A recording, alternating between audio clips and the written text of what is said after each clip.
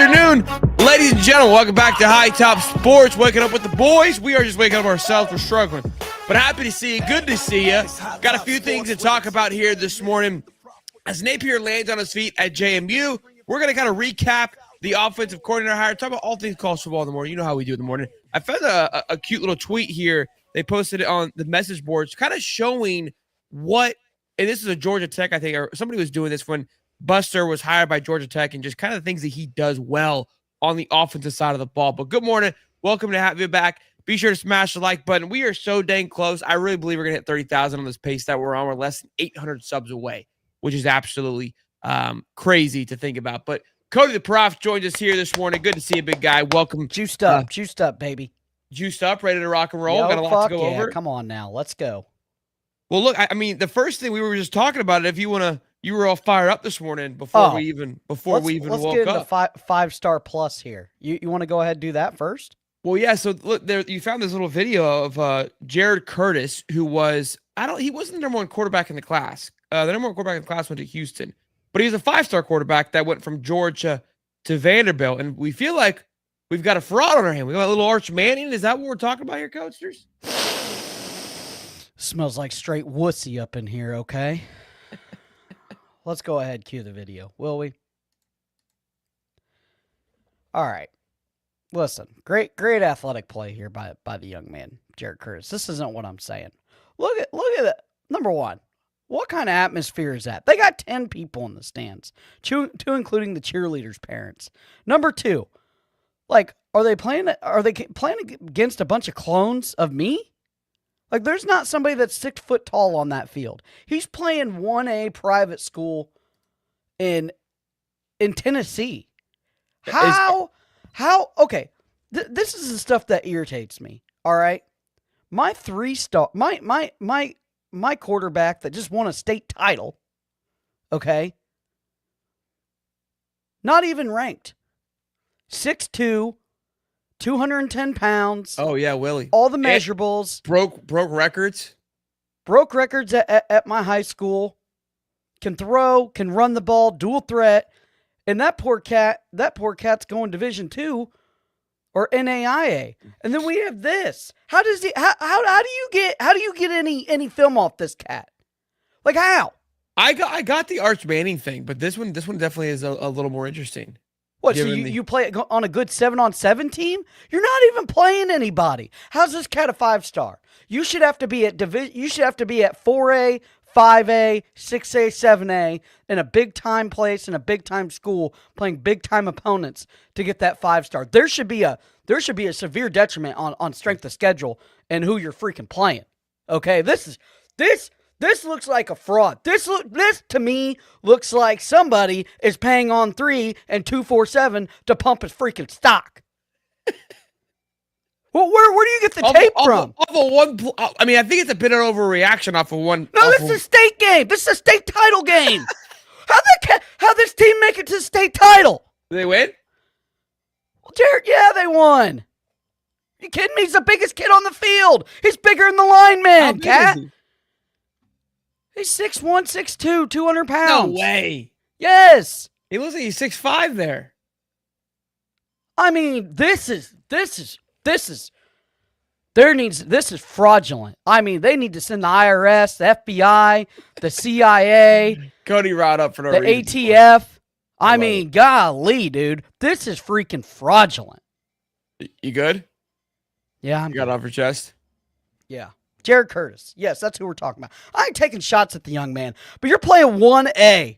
Single A ball in Tennessee. It ain't like you're playing single A ball in Texas or Florida where the competition might be kind of good. Like, how do you get ranked? How? Listen, kid's got great size. I mean, we'll find out pretty quickly. He's going to Vandy. I'd assume he's going to play right away, which is part of the reason why he went to Vandy. So 6'4", 225. That's okay. Yeah, that's what he is. The biggest kid. He is the biggest kid on the field. He's the biggest kid in the conference. I'm surprised they don't put the stripe on him and not let him run the ball. I love it. Let's get into some Buster Faulkner stuff here, boys and girls. We'll quit yelling at just a poor young man there and Jared Curtis that didn't even do anything this morning, just woke up. You know what I mean? But Cody was ready to put him in a blender, and here we are. So this was a great little tweet, little breakdown from Coach Dan Casey. Just for Whoa. golly, man. I don't know. I think he's popping off. Dog, did you get shocked? No. Well, I wish you would because you're like a doorknob this morning. I'd like a little juice from you. I mean, dude, bro, you just click live and you're screaming at an 18-year-old. Well, you know, no, I'm not. No. I ain't screaming at the 18-year-old. I am not taking a shot at an 18-year-old kid. What I'm telling you is it's fraudulent, whatever they're doing on the recruiting services, and it needs to be pointed out. If he balls out next year, you're gonna have to eat some words. No, I don't. All right, so look, let's talk about Faulkner here. So shifts in motion. Almost every play seems to have snap, shift, and motion, often into our unbalanced or formation into the boundary. Which again, Florida fans were kind of used to that. But I mean, this doesn't look like your typical kind of motion, a very subtle pre-snap motion. Which, look, I think that it's okay. Florida fans are okay with pre-snap motion if we utilize it. You know what I mean? And it really feels like they got a good one there. You know, obviously the pre-snap seems to be utilized a little bit better. The QB run game, the threat of the quarterback run is alive in almost every play, which we love to hear that. I mean, we felt that was going to be the case. Now, how much injury played a factor, I don't know, but God dang, look at them offensive linemen getting to the second level. I mean, there ain't nothing that gets an O-line. Hey, there ain't nothing that gets an O-line coach bricked up than a center making it to the second level, hitting a linebacker. Just open up that hole. Look at this. This thing's a thing of beauty. This is like, I mean, just well executed right here. Look, you got the motion. Linebacker has to pin the outside, and then right up the gut, baby. Right up the butt, hangs king for a 30-yard scamper touchdown. What more do you want? Look, I would say that a lot of Florida's line had some motion like that, but that's where Florida's going to have to do a good job. That is going to be the next crucial hire, in my opinion, is going to be the offensive line coach, and then they're going to have to hit the portal for a few players as well too. Every kind of gap scheme, if you're not ready to counterfeit, it's going to be a long day against Buster Faulkner, which that was something I feel like Florida never took advantage of, right? Ever. They just ran. This cat likes to run the outside. Everything's on the outside edge. They're trying to break that boundary. Bam, right outside. I mean, that's a beautiful job. That's really supposed to probably go inside. Ball's gonna have a day. Like ball's gonna eat. Bang. Jump cut. Doesn't that look like ball right there? Yeah, that's what I was thinking about it. I love counter Look at the wide receiver down here. Hold on. Look at the wide receiver. Can we get some willing freaking blockers on the wide receiver?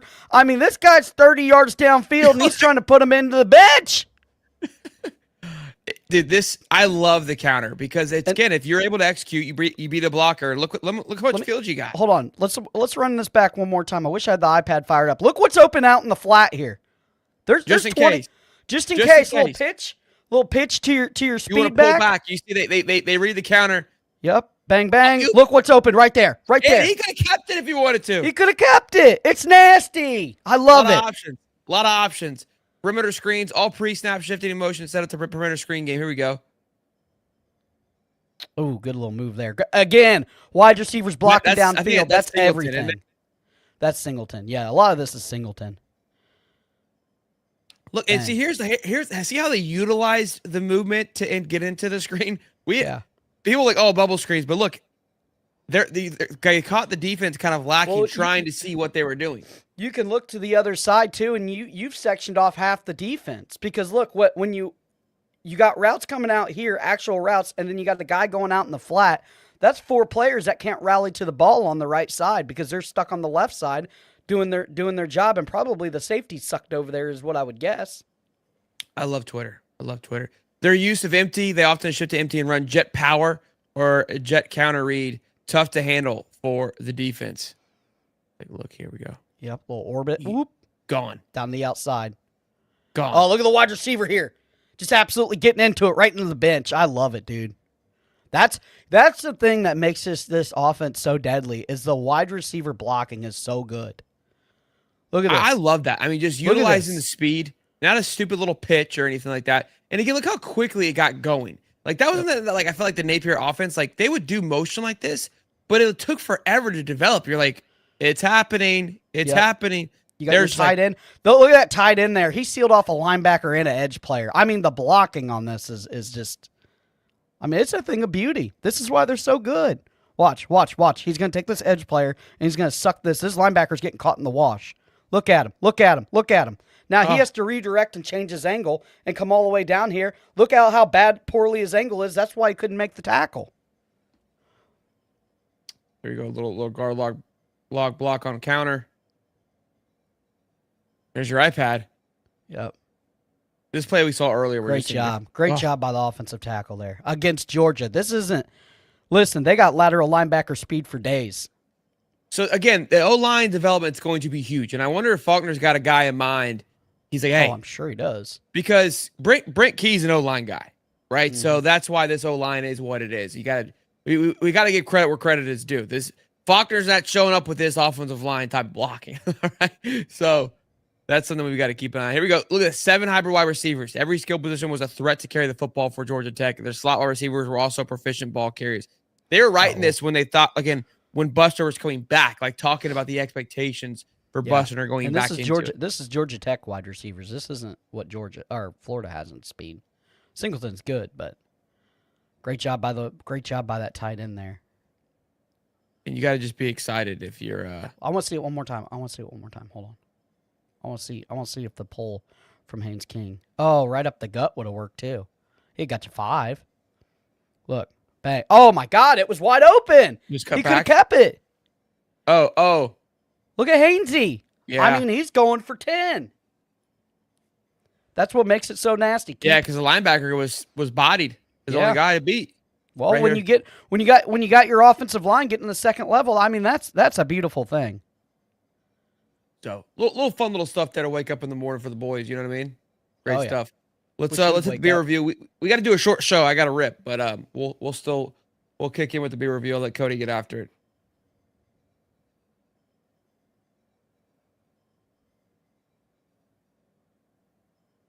Hit the music.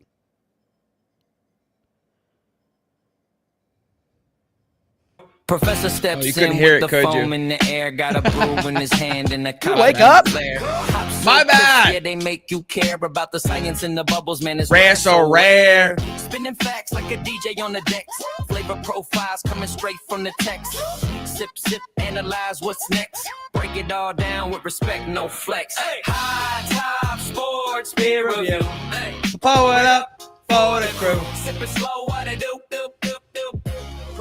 Professor's got the brew. High top. Straight from the boot, Louisiana. I call it tiger tears. Some people call it purple haze. You know, I thought I'd bring this one out just because, you know, LSU's in a blender. Blake Baker's leaving LSU. He's taking that Tulane job today. It looks like they're trying to grab somebody from Syracuse. That doesn't look like a very good hire as DC. Lane Kiffin gets stuffed in the locker yesterday. So let's go ahead and let's do a little beat of purple haze on the beer review, will we? A little tiger tears. Oh, all right. One of my favorite beers ever, the Raspberry Lager. I mean, this thing is just an absolute killer. I'm giving it 7.6 bottle caps. Little purple haze for the boys in the morning, huh? Yeah, a little purple haze. They've been asking where it's at. 7.6 on the bottle caps. I love it. Penn State might be finally. That's what I was getting up there while we were chit-chatting there. Might have some movement happening. Finally. Maybe. I mean, I feel like they feel like they get some legs. What we need to know is who is Matt Campbell's agent. Because if it's our guy Sexton, you know what they are. I saw. No, I'm sorry. I didn't mean to talk over you. I saw where Penn State alone has made college coaches $353 million in contracts. Oh, because of the extensions. Yeah. This is a name that was kind of tossed around early, too. I mean, a name that Florida fans are talking about him a lot, right, during the process. And just look at him. He was very quiet, though, in the coaching search. There wasn't much that was talked about him, right? When you think about all the names that were thrown out there, Matt Campbell was tossed around early, but he's got a real estate advisor as an agent. So it's not Sexton. So they might have an opportunity here then. They might be having an opportunity. He's got no formal agent. He's got an advisor, Jay Skabiba. I mean, anybody that's willing to take this job right now in the state that it is in. Got big nuts. Big. I mean, he obviously is going to get great leverage of it, and he knows it. But I don't know, man. You're Matt Campbell. You've had some success at Iowa State. You were just, a couple of games last year from playing in the Big 12 championship. Do you really do this right now? Like, is this the move? You could stay at Iowa State for another year, cook, and probably land a little bit more of a better opportunity job, just with some better circumstances. Yeah, I agree. Well, he's a heck of a coach. I mean, it's a good get, but you're way down the list if you're Penn State. You're definitely not getting a better coach than what you had. Yeah. This guy's going to win 8 or 9 games a year. I would really love to know what happened behind the scenes. There's something, dude. He pissed in somebody's Cheerios. Because the way that, when the Penn State job opened, there was a small argument that which is the better opening. And it was Florida by a clear shot, right? Because at the time, LSU wasn't open. So it was just kind of Florida and Penn State. And, it looked like Matt Rule was going to be going there. No question. And obviously that has not turned out to be the case. So here we are on Matt Campbell. Look, out of all things considered, if they do end up landing Matt Campbell, it's still a hell of a way to land on your feet. Given everything that's happened, losing your recruiting class, missing, target after target, I don't think it's horrible. Some of these programs have, I'm trying to think of it. It's like when you think you're like a fraud or like you shouldn't be there. Like it's like I think programs, I don't know how to explain it. I think programs are getting, they think that they're better than what they really are. They get a couple winning seasons behind them, and they think that they're at this echelon of status to where they can fire a coach that's getting them 10-win seasons.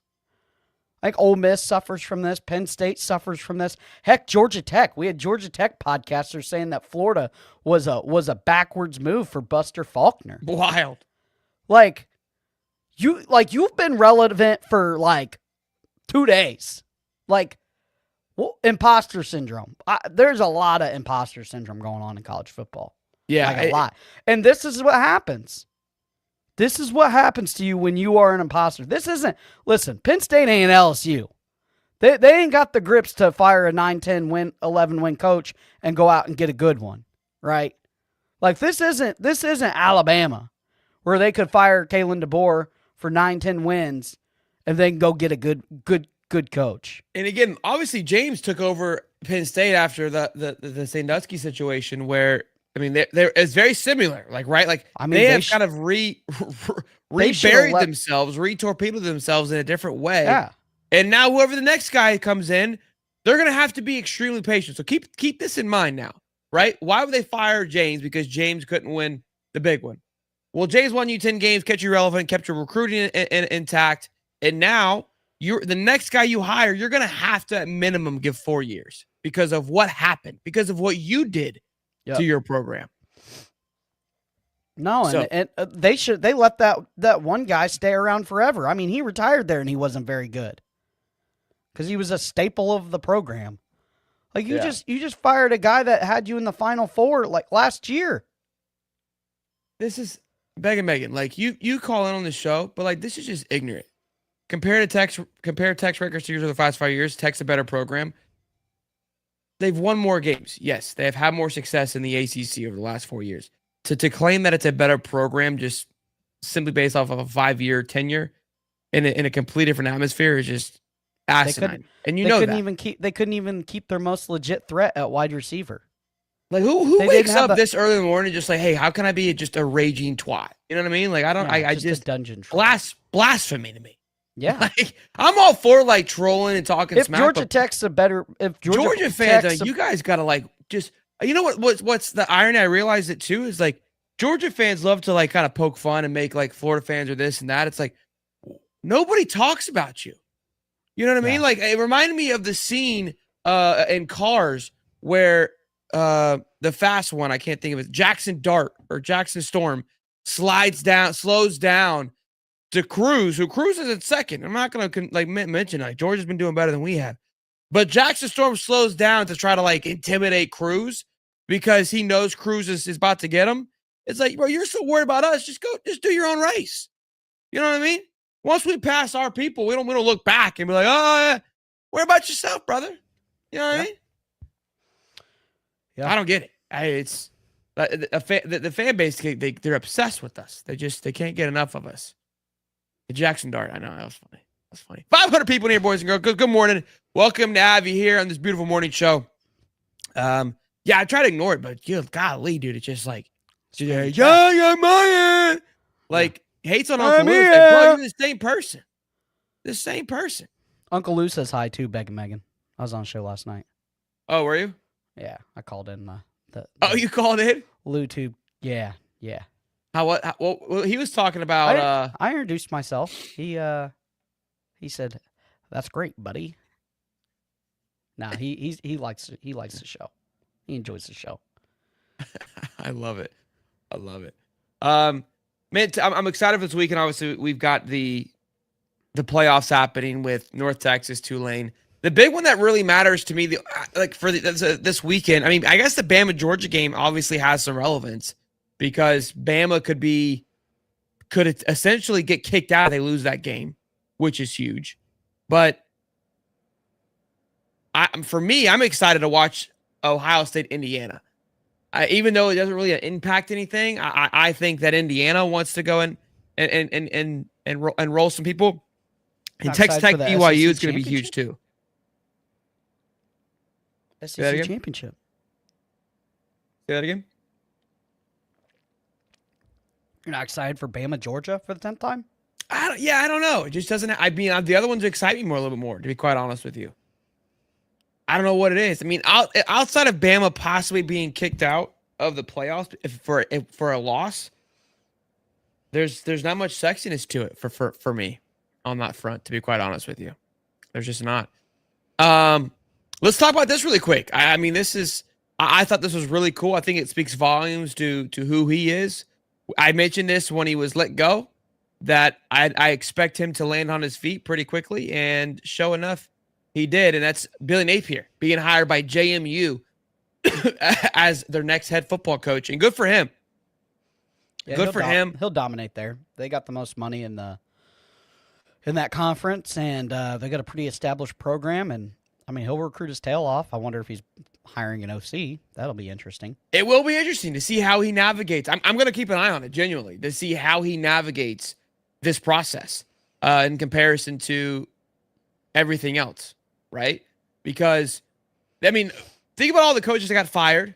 Yeah. Hugh Freeze, Brian Kelly, Sam Pittman was another one, obviously. Who else got canned? Plenty to go around. James Franklin, obviously, he got fired. He's back on his feet. I don't think of their openings. A lot of people have left, and they're trying to fill those gaps as well too. But those were the big ones. That Mark Stoops obviously fired as well. And again, none of those guys have jobs yet. Not that that's saying they won't, but I assume that Napier would have landed on his feet like this. And look, I mean, this is a hell of a group of 5 gig. This is exactly where I thought he would land, to be quite honest with you. And this is going to be, he's got some shoes to fill. He's not walking in as just, G5 Nape. Let's just go. JMU has gone from Kurtz-Getty to Chesney, who he's at UCLA. I think he took the head coaching job at UCLA. That Spurrier was high on. And now, and again, all those coaches made JMU a winning program. I mean, have made JMU what Boise State was to us growing up as kids. That's what those coaches have done for JMU. Now Napier's got to fall in suit, and we'll see. And they've come. Both of those coaches are hard knock, kind of punch you in the mouth types of teams. I don't know if JMU, what they're trying to build, maybe he comes in and just capitalizes on what's already built there for them, and they've seen a lot of the good things that he's done. He's going to recruit well. He's double dipping too. There's no offset language. He's going to make $20 million from us, and then whatever. I think it's. We don't got to pay him because it's. Yeah, there was no offset language. Look at him. The full buyout, baby. Look at him. How long we think he rides?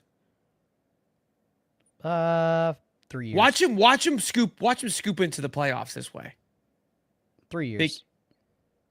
It's going to be interesting too. I mean, outside of again, he could take his whole staff with him. Does Rob Sale, Callaway, O'Hara, do those guys follow? Oh, does Tyler Miles follow? Most of them do. Yeah, I'm sure. I think Jaluk's going to be an interesting one. I don't think Jaluk goes backwards. No. But Billy Gonzalez wasn't an initial. He's a Gator. Exactly, and Chapman wasn't an initial Napier guy either. I don't think Ron goes backward. I think, but who knows? Who knows? Crazy to think. I didn't even think about all these guys that we hire these two coordinators. That means the ones that were obtained those positions are no longer employed. So Callaway and Ron Roberts don't have jobs currently. I didn't even think about that when we hired our very own. So expect obviously Brad White to bring in a lot of his own guys. Genuinely, I think they retained Chapman, and that might be it. That might be it.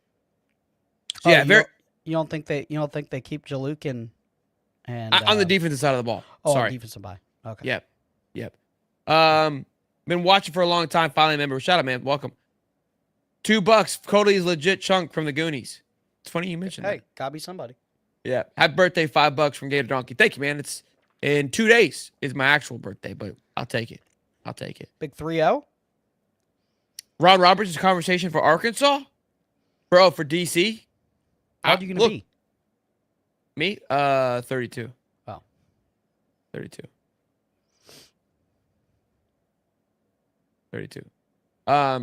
So that'll be good. I think Ron Roberts definitely did enough to sell himself to be able to land somewhere very healthily. I agree.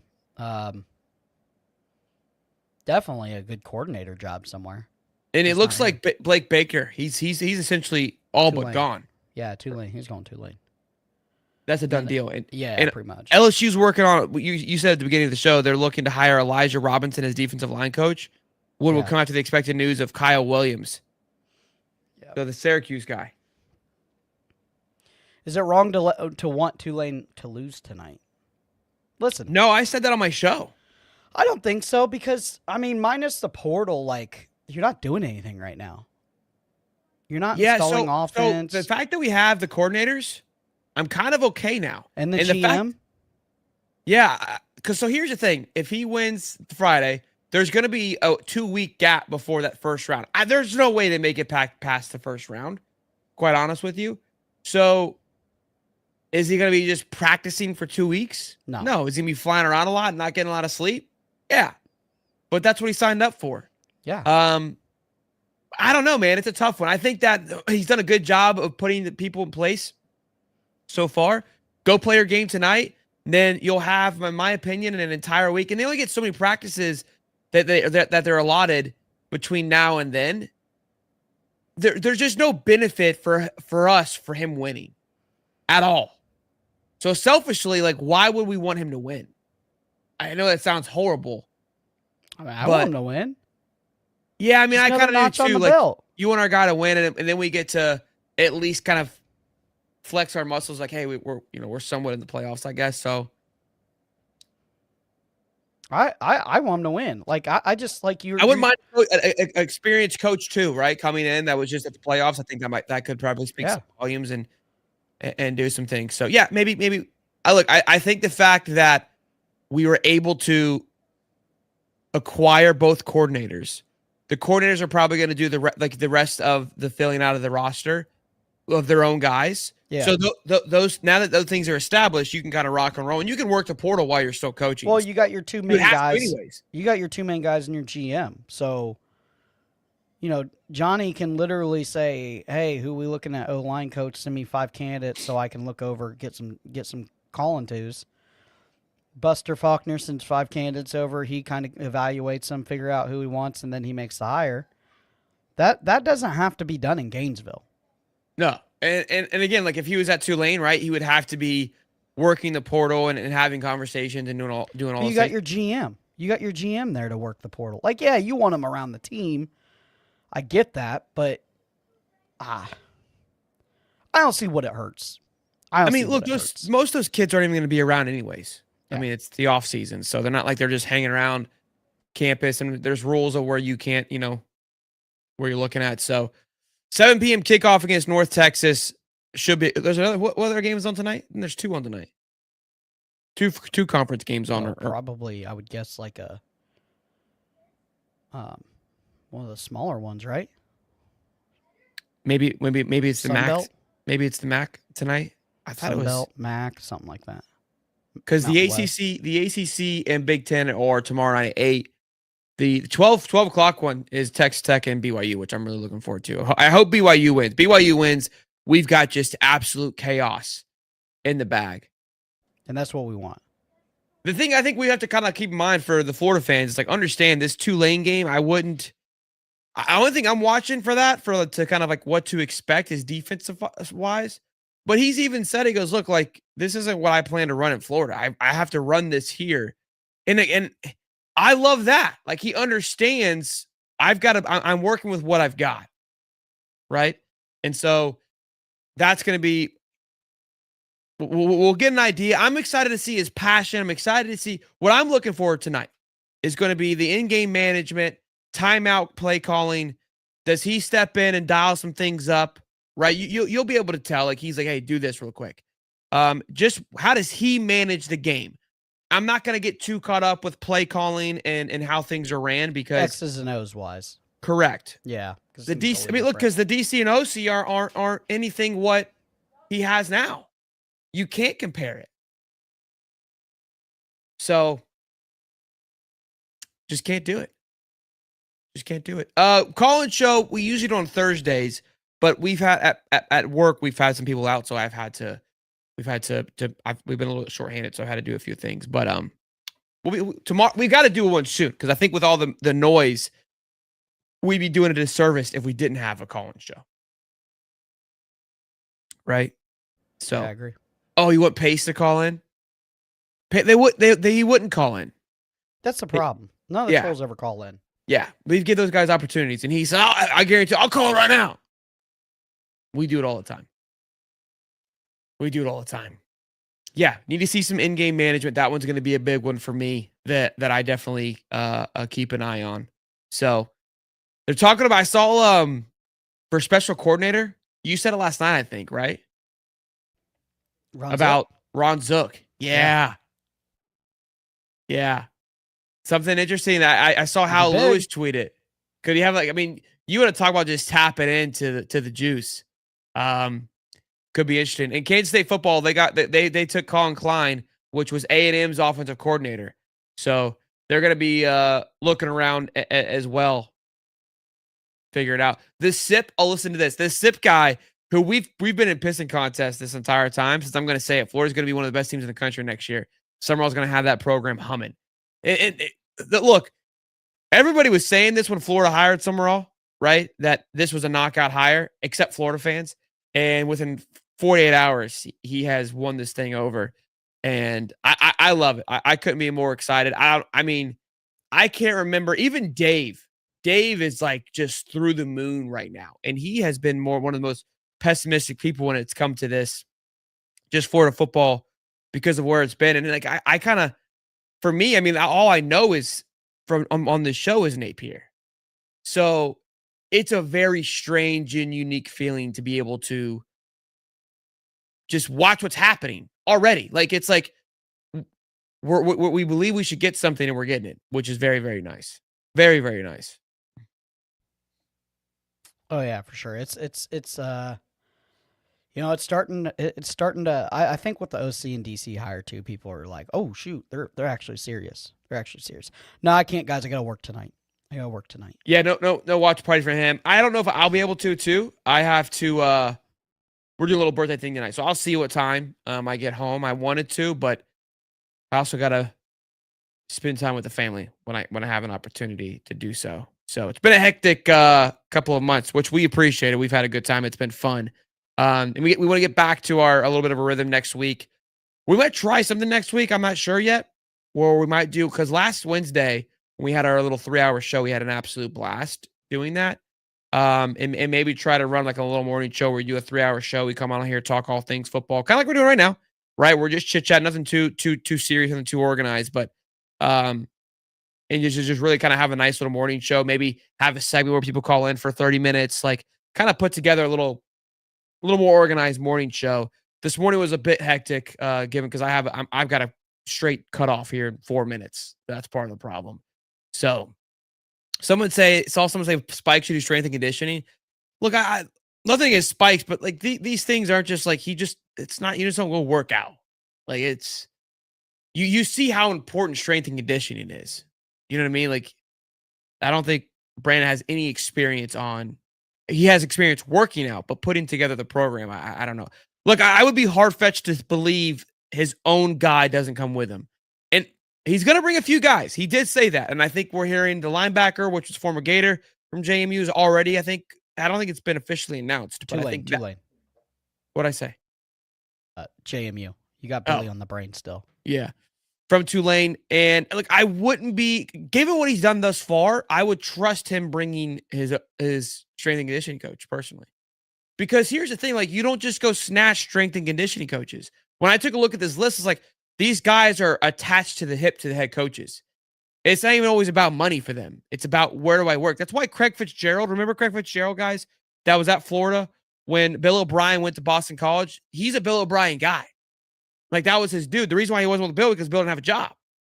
So he left because of that. Now, could maybe, like, look around. Hugh Freeze's strength and conditioning, Mark Stoops. I would not hire Brian Kelly's. Those are openings. It's rare you snatch one. There's a reason why Savage left with Lane on the plane. That's a guy that you take and you're like, we are one. This isn't a me and you thing. We are one. So yeah, that will be one to watch. You don't just go snatch those guys up like OCs and other places. It's strength and conditioning coaches are strength and conditioning coaches. They aren't really looking to move up. You know what I mean? So it's not like, oh, I need to go play at this better program. Like, as long as they're taken care of, they're good to go. Those guys run and roll with it. Who's the doorknob now, Cody? The kids just woke up, so it's chaos in my house. Oh, your fingers on the button? Yeah. Oh, okay. I love it. Well, boys and girls, great show. Happy to see y'all. Y'all have a great Friday. If anything pops, we'll see what we're doing. But I've got a busy day in store for us today. Also, Calvin Russell signed.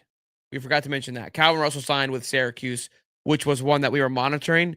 We also felt like it could have been just a push for the bag, and that's what it ultimately been, what ended up being. So, good prof show, and y'all be good. Hope you guys woke up this morning and had some fun with us. We know that we did. Y'all be good. Peace and love, baby. It's hot top sports where the See you takes later. don't miss. The prof with the stats, the champ with the fist. Water bringing fire, cowboy tie riding bold. Bulls calling bets, watch the stories unfold.